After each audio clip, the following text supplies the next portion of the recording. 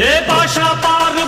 பாரு பட்டாளத்து நடைய பாரு பகை நடுங்கும் படைய பாரு கோட்டு சூட்டு ரெண்டும் எடுத்து கோட்டு நடக்கும் புலிய பாரு அற்று எரியும் நெருப்ப போல சுட்டெரிக்கும் விழிய பாரு ரத்தம் வேர்வை ரெண்டும் கொண்ட ராஜாங்கத்தின் மன்னன் தானடா